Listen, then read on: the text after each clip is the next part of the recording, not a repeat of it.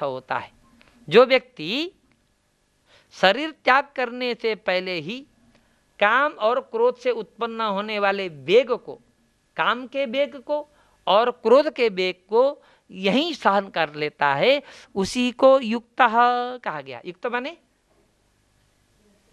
कर्म योग से पूर्ण, ठीक है। युक्त माने कर्म योग से पूर्ण, उसी व्यक्ति को कर्मयोगी कहा गया है। ससुखी नरा, वही मनुष्य सुखी भी है, ठीक है ना। कर्मयोग का लक्षण एक यहां पर भी बताया। 24वें श्लोक में बताते हैं, योऽन्तः सुखी योऽन्तः सुखोऽन्तरारामः योऽन्तः सुखोऽन्तरारामः तथान्तर्ज्योतिरेव यः तथान्तर्ज्योतिरेव यः स योगी ब्रह्म निर्वाणं स योगी ब्रह्म निर्वाणं ब्रह्मभूतोऽधिगच्छति। ब्रह्मभूतोऽधिगच्छति। यह संधि विच्छेद करेंगे तो ऐसा होगा, यह अंतः सुखः अंतरारामः अंतर तथा अंतर्ज्योति एव यह, इस तरह से संधि विच्छेद है।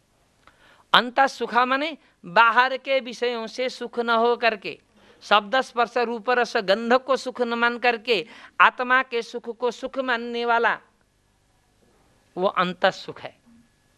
अंतराराम का मतलब यह है, बाहर की वस्तु से आराम न मानने वाला, बाहर की वस्तु में रमण न करने वाला, है ना, आत्मा में रमण करने वाला, उसको कहते हैं अंतराराम।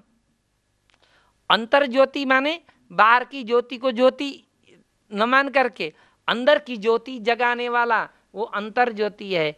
ऐसा व्यक्ति यह जो है स योगी, वह योगी है। योगी माने कर्मयोगी, योग माने कर्मयोग, योगी माने कर्मयोगी, उसी को कर्मयोगी कहा गया है। वह व्यक्ति ब्रह्मभूतः, ब्रह्म के बराबर है, वो ब्रह्म स्वरूप है, वो ब्रह्म निर्वाणम अधिगच्छति, आत्मानुभव रूप ब्रह्म को प्राप्त कर लेता है। ब्रह्म निर्वाण माने आत्मानुभव रूप ब्रह्म को अधिगच्छति, प्राप्त कर लेता है। ये श्लोक में बहुत ज्यादा व्याख्या नहीं है, इनको अच्छी तरह ऐसे ही समझा जा सकता है। जहां विस्तृत व्याख्या हो मैं स्वयं करूंगा। लभन्ते ब्रह्म निर्वाण लभन्ते ब्रह्म निर्वाण मृषयः क्षीणकल्मषाः ऋषयः क्षीणकल्मषाः छिन्नद्वैधायतात्मानः छिन्नद्वैधायतात्मानः सर्वभूतहिते रताः सर्वभूतहिते रताः। छिन्न क्षीण कल्मषा को पहले पकड़िए, जिनके कल्मष पाप क्षीण हो गए हैं। छिन्न द्वैधा, जिनका द्वंद्व द्विधा खत्म हो गई है। यतात्मान, जिनका मन संयमित है, जो सर्वभूत हिते रता, समस्त प्राणियों के हित करने में लगे हुए हैं। ऐसे ऋषयः ब्रह्म निर्वाणम लभन्ते, ब्रह्म निर्वाण को प्राप्त करते हैं, अर्थात ब्रह्मानुभव रूप मोक्ष को लभन्ते, प्राप्त करते हैं। ठीक है, आज अध्याय को पूरा करते हैं। काम क्रोध वियुक्तानां काम क्रोध वियुक्तानां यतीनां यतचेतसां यतीनां यतचेतसां अवितो ब्रह्म निर्वाणम् अवितो ब्रह्म निर्वाणं वर्तते विजितात्मना। वर्तते विदितात्मनां। बहुत सरल श्लोक है। काम क्रोध से जो वियुक्त हैं, काम क्रोध से रहित हैं। यतचेतसां यतीनां, यतचेतस माने संयमित है, चेतस माने चित्त जिनका। ऐसे यति, यति माने सन्यासी मत समझना, यति माने साधक।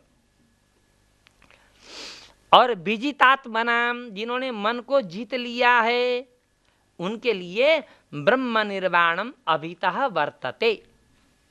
ब्रह्म निर्वाण माने ब्रह्मानुभव रूपो मोक्ष, अभितः माने दोनों तरफ से, वर्तते विद्यमान है, माने वो दोनों तरफ से कहीं से भी मोक्ष को प्राप्त कर सकते हैं। ऐसे ये सब सारा का सारा कर्मयोगियों के लिए ही बताया गया है। काम क्रोध वियुक्त यतचित्त विजितात्मा, जो यति हैं उनके लिए ब्रह्म निर्वाण उनके पास में है। कहीं दूर जाने की जरूरत नहीं है, कहने का तात्पर्य।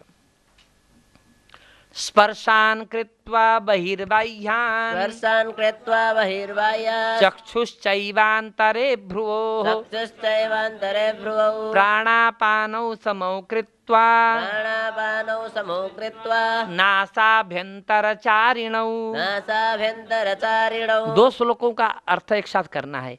यतेन्द्रिय मनोबुद्धिर यतेन्द्रियमनोबुद्धिर् मुनिर्मोक्षपरायणः मुनिर्मोक्षपरायणः विगतेच्छा भयक्रोधो विगतेच्छा भयक्रोधः यः सदा मुक्त एव सः।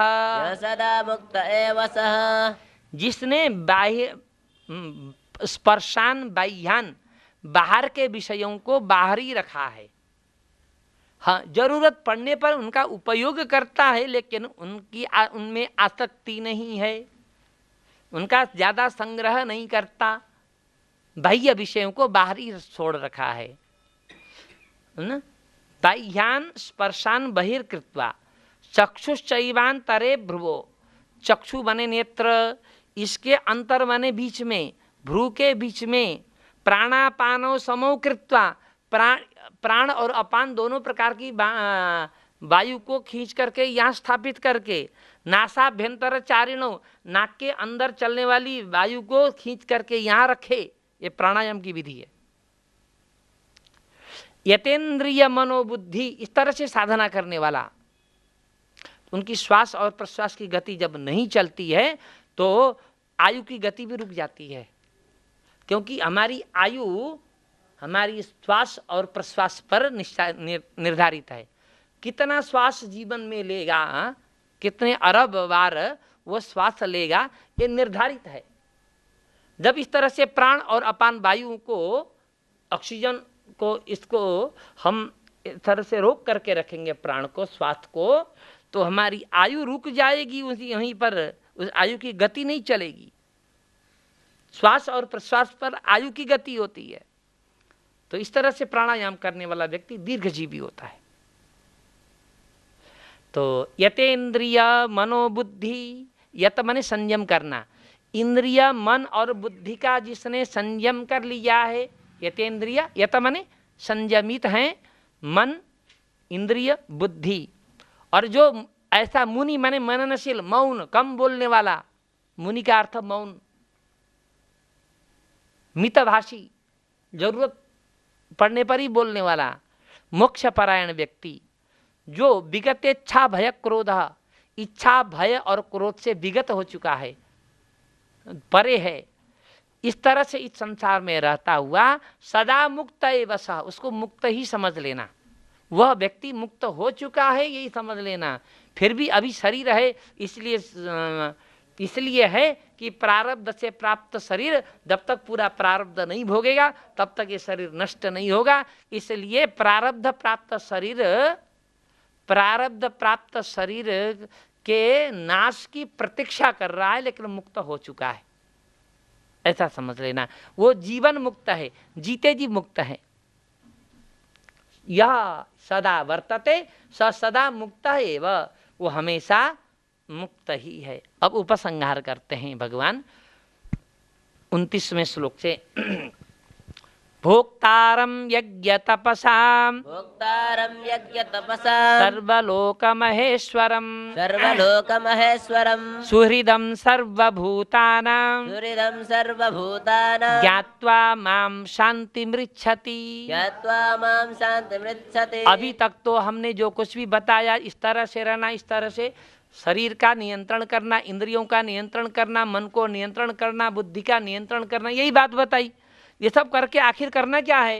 कहे कि भजन करना, मन को निर्मल बना करके मेरा भजन करना है ना। सुहृदम सर्वभूतानम, दूसरी लाइन में समस्त भूत, भूत माने प्राणी, सुहृद माने मित्र, समस्त प्राणियों के मित्र मुझको ज्ञात्वा, जान करके मैं कैसा हूं। सर यज्ञ तपसाम भोक्तारम, यज्ञ और तपस्या का भोक्ता मैं ही हूं, भगवान कहते हैं। यज्ञ का भोक्ता भी और तपस्या का भोक्ता भी मैं ही हूं। सर्वलोक महेश्वरम, समस्त लोक का महान ईश्वर भी, ईश्वरों का भी ईश्वर मैं ही हूं। और समस्त प्राणियों का सुहृत भी मैं ही हूँ, तो मुझे जानने का प्रयास करे तो वह अंततः माम ज्ञात्वा, मुझे जान करके शांतिम ऋच्छति, शांति रूप मोक्ष को प्राप्त कर लेता है। अंततः वह व्यक्ति मोक्ष को प्राप्त करता है, फिर दुखमय संसार में आना नहीं पड़ता। इस तरह से कर्मयोग की ही व्याख्या की, और कर्मयोग की व्याख्या करते करते अंत में कुछ ज्ञान योग की भी चर्चा हो गई। ओम तत्सदिति, ज्ञान योग में कर्मयोग है, कर्मयोग में ज्ञान योग है, इस तरह से भी बताया, दोनों का अन्योन्याश्रय संबंध बताया।